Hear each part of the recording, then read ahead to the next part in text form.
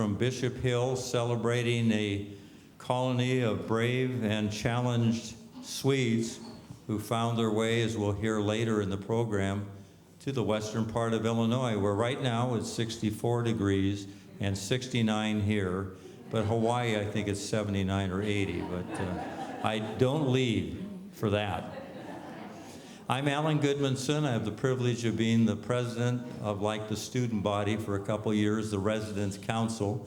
Thank you to both residents and visitors who come. You grace our presence, and I hope you'll feel the warmth of our community, as many of us have who have moved here. So I'm actually greeting you also on the behalf of our executive director, Brian McBee. He is new to our ranks, but making a wonderful contribution as our leader from a staff standpoint. And now to bring you a greeting is our greeting and welcoming of Britta Armstrong. Britt has been nigh on to 4 years, the council, Swedish Council for Southern California, and they correctly chose to have her office in San Diego and not that other big metropolitan area called LA. Good choice. Please welcome Britta to our stage.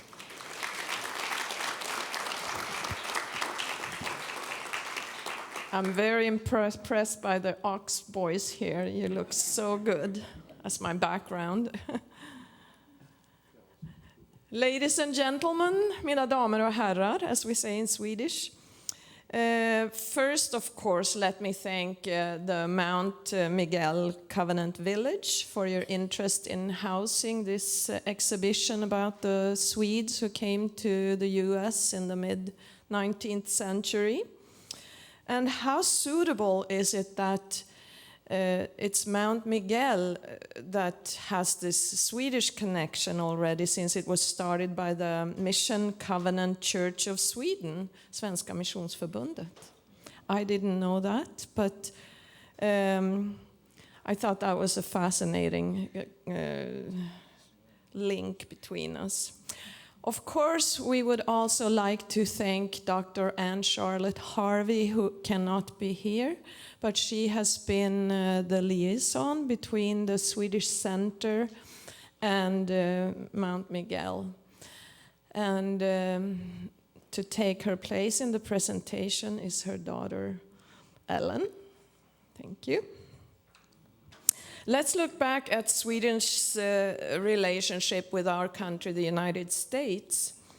The Jansenists, as they were called, these immigrants who came to Bishop Hill, that we will learn much more about in the exhibition, they were kind of partly responsible for the big wave of immigration that followed, because they wrote glowing letters home about the fertile and free agricultural land that was to be had in this beautiful country. And that led to a big or several waves of immigration from Sweden to the United States. From the ports of Malmö, Gothenburg, Stockholm, people set out and to find a new future in this country. And I can tell you that in the year 1910, Chicago was the second largest town in Sweden. That is to say that there were just more Swedes in Stockholm than in Chicago. So 1 million Swedes set out for America. 1/5 of the population, actually, at that time. So there is no wonder that even today our ties between the two countries are very strong. And I bet that a lot of you here today have Swedish ancestry. In contrast, today, 1/5 of the population is foreign-born. So Sweden is also changing. So as consul to Southern California, I have the role to represent Sweden of today here. And that, I will say, is not at all a hard task, because Sweden, despite being a small country, about the size of California with less than 10 million people, despite our size, we have actually greatly influenced our world. For example, Sweden is the 10th largest investor in the US. We Swedes are also on the forefront of many global issues such as sustainability, equality, and human rights. You've probably heard about how the Swedes put less than 1% of our trash in the landfills. The rest is either recycled or it's burned in a very clean way, I should add, to heat our houses. There have even been years where we had to import trash from Norway. You've probably also heard about Greta Thunberg, the young activist who is speaking out about the world's climate crisis today. Sweden is a country, welcome, Hedfors, brimming with creativity in music, film, the theater. We also have a very long tradition of creative scientists, entrepreneurs, and businessmen. Our companies, Volvo, Electrolux, Ericsson, IKEA, H&M. You might also have used Skype or Spotify. All those are Swedish companies. And I will end with talking about our pride and joy this time of year, at the end of the year, in Stockholm and Oslo. The attention of the world is captured by the awarding of the Nobel Prizes. It's called Nobel and not Nobel, by the way. That's when the greatest minds of the world will be awarded.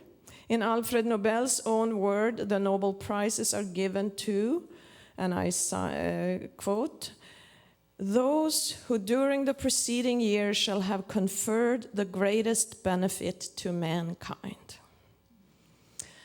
So what started with the Jansenists that we will learn more about in the exhibition, and Bishop Hill, and that's what we're celebrating today.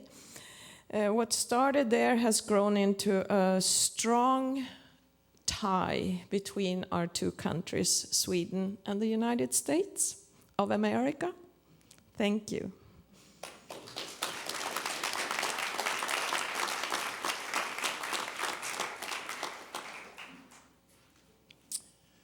Thank you. Yes, my dad was born in Chicago when they were the second largest city, I'm hearing, of Swedish population.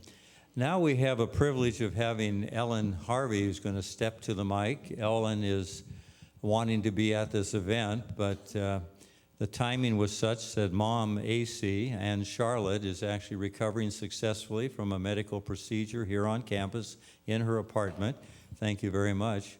And Ellen is going to come forward and kind of facilitate the role, bring us some of the history again of Bishop Hill, lead us into the wonderful Oxboy singing that we're going to hear.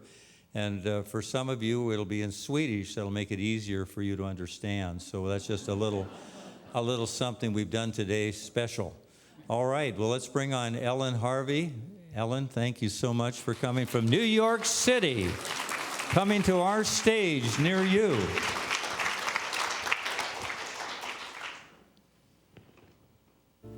Vi sålde våra hemman och gav oss sedan ut. Som fågeln bort flyger när sommaren tar slut. Han kommer en gång åter när våren skrider fram. Men men vi får aldrig skåda vårt kära fosterland. Vi tänkte att förljuva det sista livets slut, liksom att komma längre än Herren stakat ut. Vi reste ifrån Sverige med något övermod. Vi kände ej ditt öde oss där ute förestod. What you just heard was the beginning of one of the earliest Swedish immigrant ballads, Vi sålde våra hemman, We Sold Our Homesteads. It was written in 1854 about a group of Swedish immigrants and their long, dangerous voyage across the Atlantic, where they were met with icebergs, starvation, death, and cholera. It ends with the singer wishing God may preserve everyone on earth from believing the tales told of America, the promised land.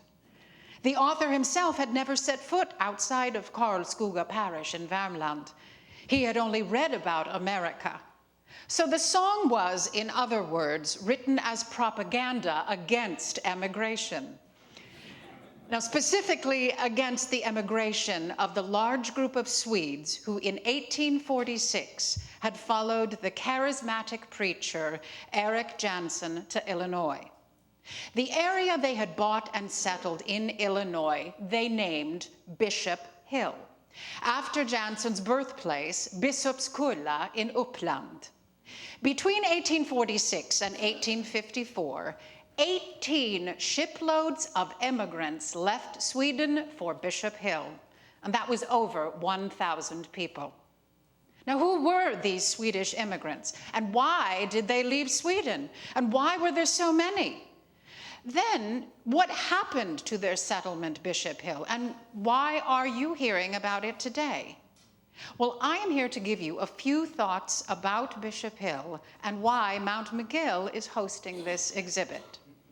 Now, who am I and why am I here? Well, as you heard, my mother, who is normally the preeminent expert on this area, is unable to be here today. She is considered to be one of the leading foremost Scandinavian American singers, and what you heard was actually her singing that particular song, Vi sålde våra hemman. Now, my connection to that song is in the 1980s, the National Council for Traditional Arts paid for my mother and I to tour the United States and to sing Swedish immigrant songs. And so I have been singing Vi sålde våra hemman for a very long time, but I have also sung it in Bishop Hill. So that is my personal connection to this. So why this exhibit specifically here about Bishop Hill, and why here in California today at Mount Miguel?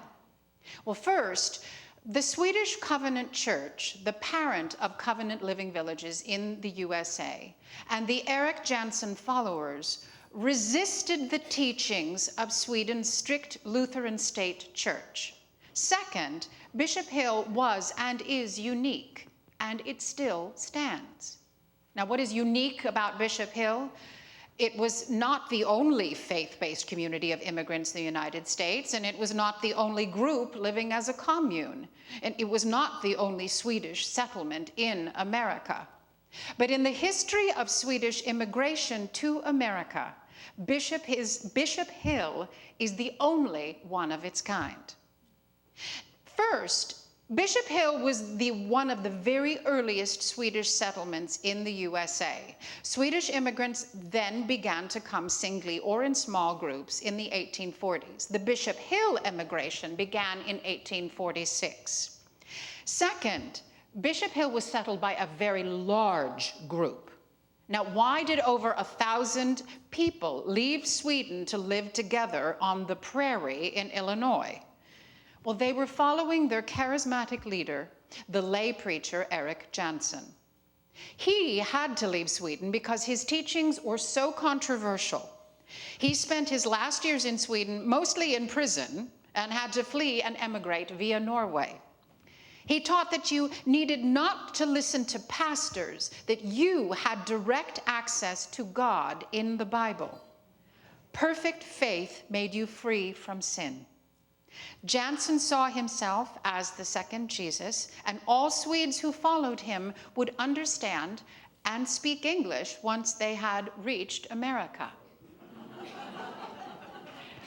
Third, Bishop Hill was founded as a commune, where property was owned jointly, where everyone worked and everyone shared and shared alike.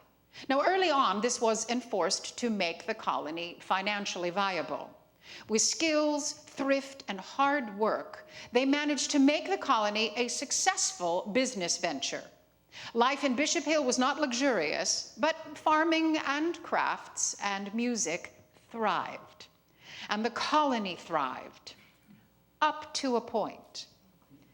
And there were setbacks, beginning with the murder in 1850 of the leader Jansen. Hard times followed. The commune was dissolved in 1861, and the Civil War weakened the colony when many men from Bishop Hill joined the 57th Illinois Volunteers. The original buildings, however spare and simple, were still standing. Many of the original settlers continued living in the village and the surrounding area. In 1946, the centenary of the founding of the colony, people realized the historic value of this memorial to faith and industry, and Bishop Hill was made a state historic site. In the 1960s, an ongoing movement began to restore and preserve all the buildings, and in 1984, Bishop Hill was named a National Historic Landmark. Visitors have always been welcome to Bishop Hill, first for commerce and to attract followers. Today, it is a unique place to visit. The beautiful old buildings are restored, and the traditional crafts are still practiced. The colony shop and bakery are still open, and the clean prairie wind still whispering in the tall elms and pines. Year-long, the Bishop Hill calendar is filled with music, storytelling, quilting, and farming events. The year 1896 was an important milestone in the life of Bishop Hill, the 50th anniversary of the founding of the colony. Now, the old villagers, who had been young men and women in 1846, proudly celebrated their history and the early communal life in the colony. Now, among the events was the performance of a specifically written song, Bishop Hill's Koloniens Oxpojkar, soon translated into English, the Oxboys of Bishop Hill. Now, what is an oxboy? Well, cowboys herd cows.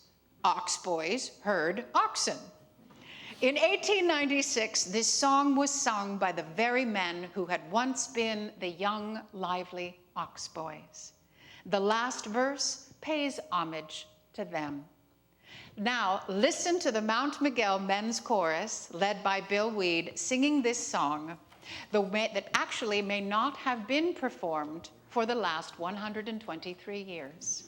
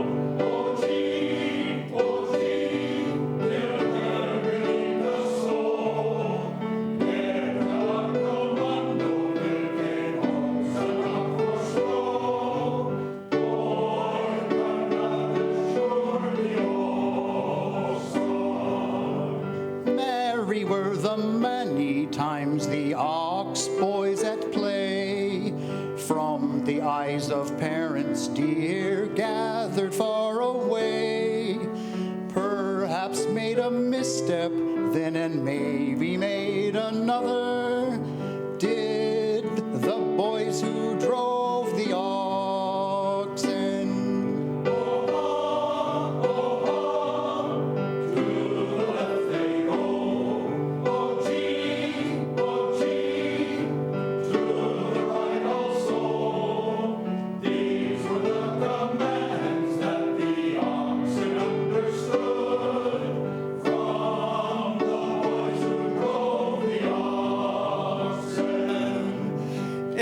Summer's hottest days, they the cordwood hauled.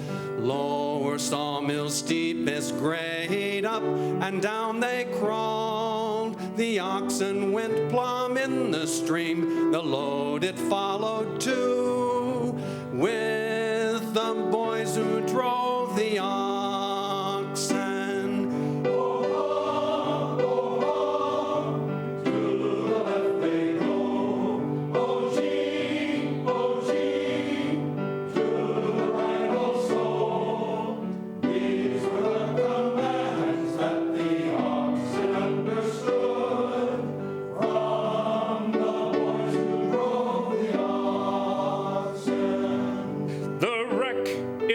Floated there, the oxen they stood by, their bodies in the water, cool, content, and glad were they. The boys were mad, their wrath rose high, they scolded loud and long at the boys who drove the oxen.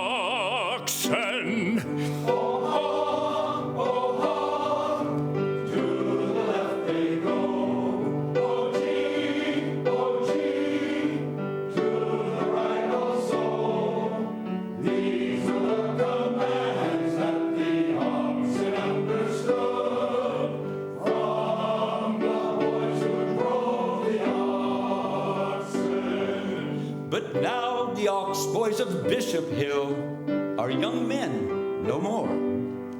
Time has changed to gray-haired men, those merry boys of yore. Some have gone to the other shore. Absent now are they, those Bishop Hill boys who drove the oxen.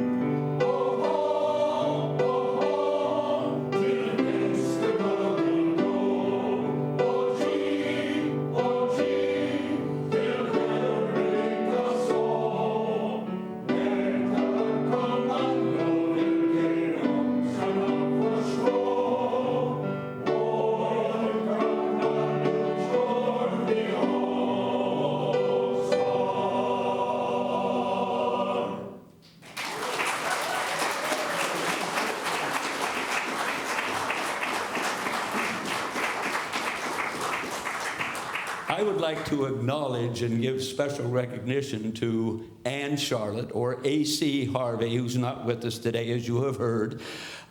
She came to several of our rehearsals to try to help us with the Swedish text so that we could give it some kind of authenticity. But we asked her also to help us with the Swedish text of another very well-known Swedish hymn, probably one of the better-known hymns here in America because of its inclusion in over 80 American hymnals, Children of the Heavenly Father. Now, our particular hymn book contains just 3 verses of that, and we're going to sing 3 verses in English, and then we're going to go back and repeat the first verse, attempting it in Swedish with AC's help. So if you happen to know the words to any of these verses, please feel free to sing along with us. Oh, by the way, I was going to mention that some of you know this already. Children of the Heavenly Father was written by Carolina Sandell, who was known as the Fanny Crosby of Sweden because of all the many, many hymns that she wrote. Okay?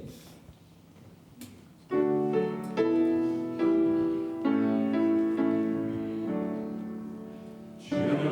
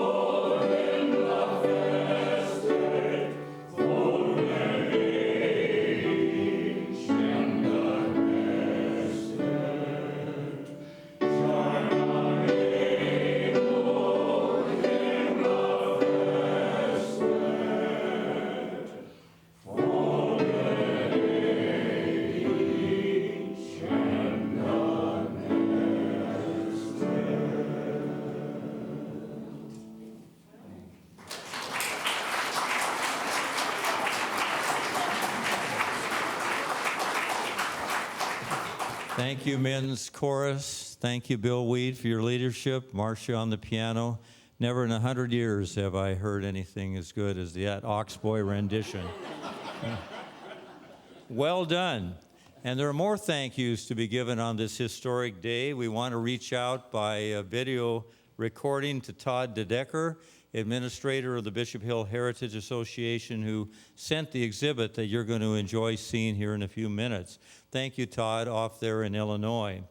And thank you, of course, to our Mount Miguel Resident Living Coordinator standing at the back of the room. We're going to clap for her in just a minute. That's Natalie Parker. She coordinated with Todd to arrange the transportation here and there. Natalie, well job. Good job, well done.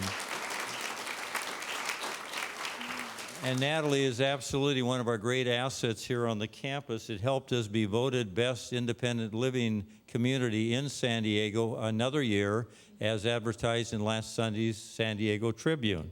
So, yes. No one has to come here. We want to come here. That's right. Thank you again to AC. Thank you, Michael. I know you and Ellen will take back our heartfelt things. She plans. She is thorough. She is so helpful in helping us host this exhibit. And we want to thank Britta for coming, for your remarks that you shared, for your responsibilities. Keep blooming where you're planted, and let's make sure it's in San Diego. You'll just be an arm's length away. So, all right. We thank the Swedish Council of America, and particularly the Barbro Osher Pro Swisha Foundation for their support. That has meant a lot to a lot of projects. And we're ready now to go see the exhibit. You got to listen to me one more minute, though. Take your time and read the standing banners. You start on the left side of the gallery and work away to the right. Pastries have been delivered fresh today from Swedish Fika Bakery with the generous support of the Swedish Center for your eating pleasure. And you ask what fika means. Well, we've begun to know that it means something like take a break for coffee and have a bite to eat with some friends and family. Am I close? Okay. I'm not allowed to go to the women's fika on campus, but I understand that's what it's all about. At the same time as you're enjoying your walkabout or in line to see the walkabout, in the movie theater right adjoining, we will have 2 DVDs sharing the history in more detail of the Bishop Hill community. And that with Natalie's able help, that will just run. Probably take you 20 minutes to see both of them, something like that. And be aware that if you have family or friends that are not here today, the exhibit will remain up another 3+ weeks till October 23rd. So keep that noted in your smartphone and give yourself 1 day's notice so you can be sure and bring them by. All right, well, thank you for both visitors and residents that are here today. Let's head through the doors on my right. Kay, if you would kind of lead us out, opening that right door behind Marcia. And anyway, thank you for all that you've done. Do you have a encore you want to do? Okay, all right. Onward and forward.